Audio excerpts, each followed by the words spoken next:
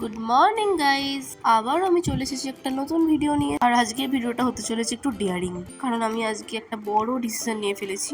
Yes guys, that is সোমবার, শ্রাবণ মাস and Tarkeshwar to शेवड़ाफुली रवाना। Depression, अब भी मैं डिप्रेशन में हूँ। पार्वती पतये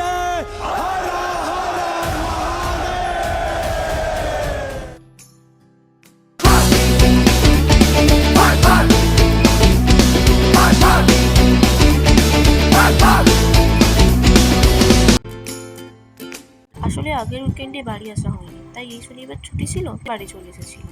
কিন্তু সোমবার তো কলেজ যেতেই হবে, তাই অ্যাটেন্ডেন্সের লোভে আর পুষ্পবৃষ্টি দেখার আশায় সকাল 9:40-এর ট্রেনটাও ধরেছিলাম।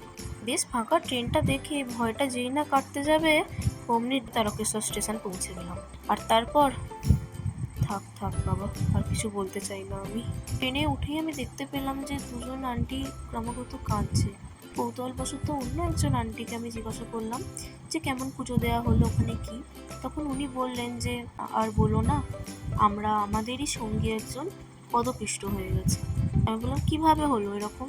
বলছে যে যখন দরজাটা খুললো এত ভিড়টা ঠেললো, পড়ে গেল আর পদপিষ্ট হয়ে গেল। হয়তো বেঁচে গেছে, কিন্তু মুখ ফুক থেতলে গেছে। ওনাকে হসপিটালে নিয়ে যাওয়া হয়েছে। তারপর জানি না ওনার কি অবস্থা হয়েছে। শুনে এত খারাপ লাগলো আমার। তারপর যাই হোক, আমরা শেওড়াফুলিতে নামলাম। ফাইনালি আমরা পৌঁছেছি।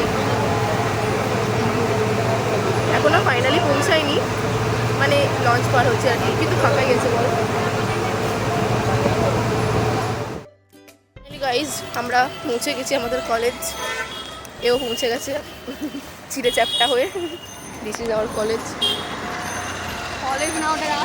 তবে কথায় আছে না যে সারা সাগর পেরিয়ে এসে ডুবলো গোসপদে, আমাদেরও হয়েছিল সেই হাল। তারকেশ্বর থেকে শেওড়াফুলি আমরা চলে এলাম, ঘাট পেরিয়ে গেলাম, বাসে করে কলেজে পৌঁছে গেলাম। যখন কলেজ থেকে হোস্টেল ফিরছি, একটা বাস পাইনি, এতটা ভিড় জলযাত্রীদের। হোস্টেল পৌঁছাতে আমাদের প্রায় 6টা থেকে 6:30 বেজে গেছিল।